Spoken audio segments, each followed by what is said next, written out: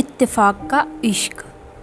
अभी घर से निकलकर अगला मोड़ लिया ही था कि अचानक मेरे कानों में आवाज़ आई, सुनिए। और मैंने अपनी साइकिल को रोकने के बाद आवाज़ की दिशा में घूमकर पूछा, जी कहिए। मेरी आवाज़ शायद ज़ोर से निकली थी, इसीलिए वो मोहतरमा थोड़ा डर गई और घबराते हुए बोली, जी ये एड्रेस बता देंगे तो बड़ी मेहरबानी होगी। मुझे जहर लगती है ऐसी लड़कियां जो किसी राह चलते अनजान लड़के से बात करे। अभी मैं ऐसा कुछ सोच ही रहा था कि उस मोहतरमा ने धीरे से कहा, जी अगर हमारे दादाजी इस अस्पताल में भर्ती ना होते तो हम किसी अनजान इंसान से कभी बात नहीं करते। और मैं सोचने लगा, कमाल है, ये तो मेरी सोच भी पढ़ सकती है। अभी मैं यह सोच ही रहा था कि उधर से दूसरा सवाल दागा गया, जरा जल्दी बताइए ना, हमें जल्दी पहुंचना है। और फिर मैंने उन्हें एड्रेस समझाया और वह अपनी राह को निकल गई। तो मुझे ख्याल आया कि जल्दी तो मुझे भी थी, इंटरव्यू के लिए जल्दी पहुंचना था।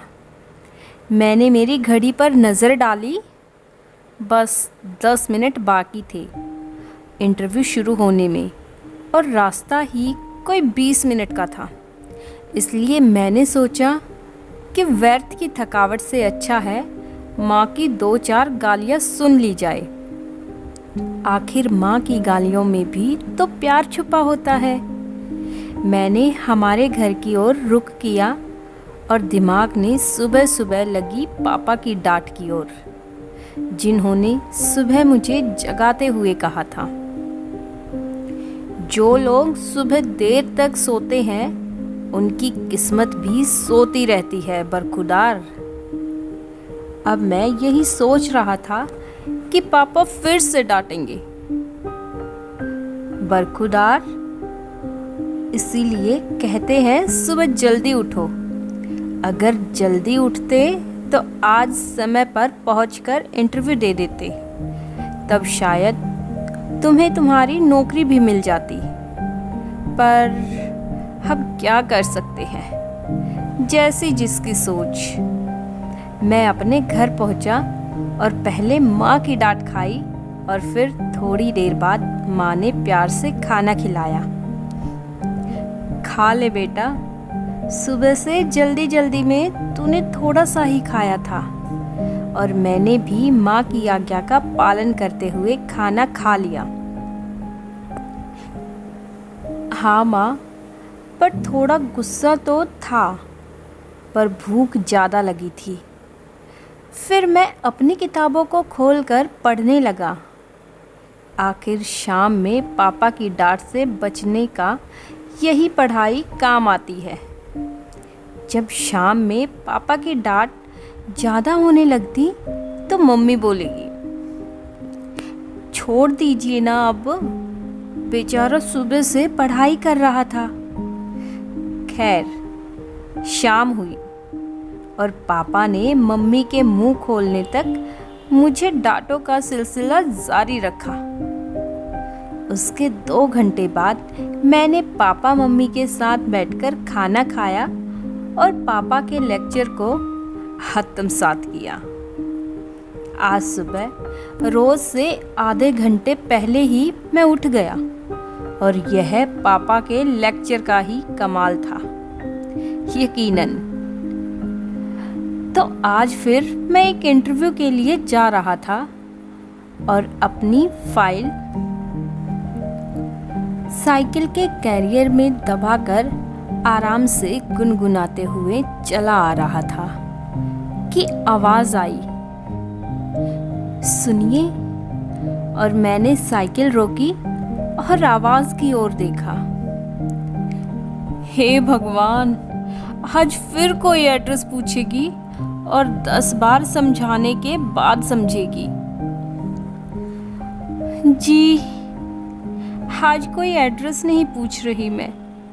अपने दिमाग में आ रहे कल वाले सवाल को मैंने इग्नोर किया और पूछा, तो फिर? वो कल आपने मुझे एड्रेस समझाते समय कुछ पेपर्स पकड़ने को कहा था। मैं स्कूल में नौकरी के लिए गई थी, तब पता चला ये तो आपकी फ़ाइल से बदल गई है, इसीलिए मुझे नौकरी नहीं मिली।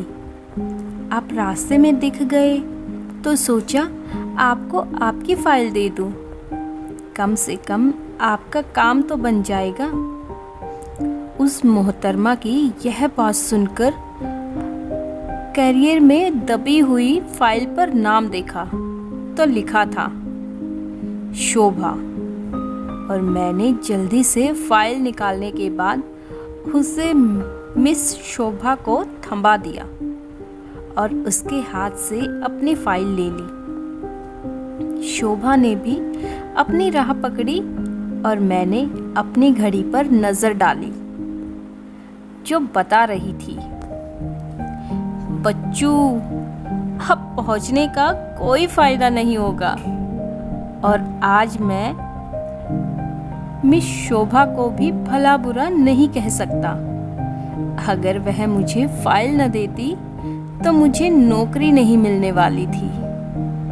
अब आज मैं भरपेट खाना खाकर निकला था तो बेकार में जल्दी घर जाना मूर्खता थी, इसीलिए मिस शोभा के कदमों का पीछा कर लिया कि क्या पता उन्हें फिर से मुझसे कोई काम आ पड़े और इस बार मैं उन्हें रास्ते में नहीं मिला तो उनके घर जाकर उनकी मदद कर दूंगा।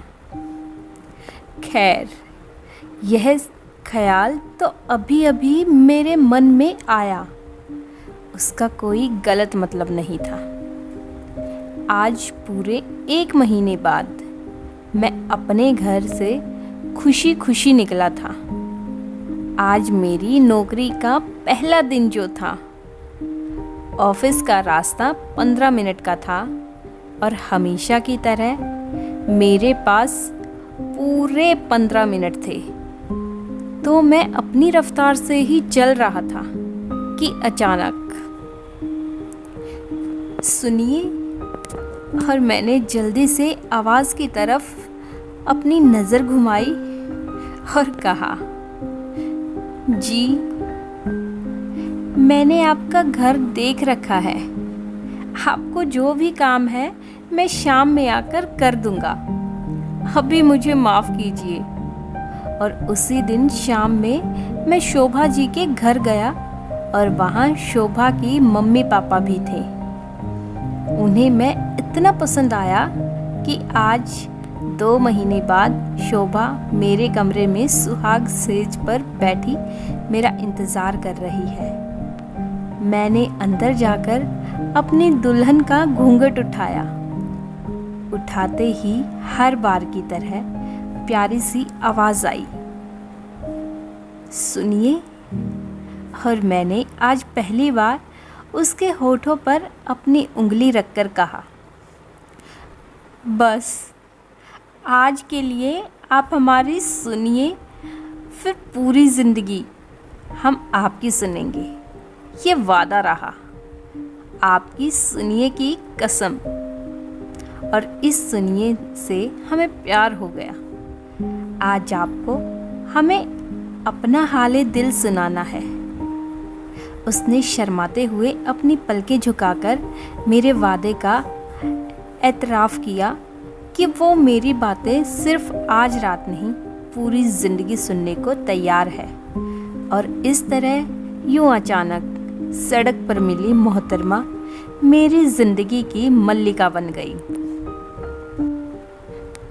दोस्तों, अगर आपको आज की वीडियो पसंद आई हो तो वीडियो को लाइक, शेयर और कमेंट ज़रूर कीजिए। और आगे भी इसी तरह की कहानियों के लिए आप चैनल को सब्सक्राइब कीजिए। Thanks for watching and keep spotting.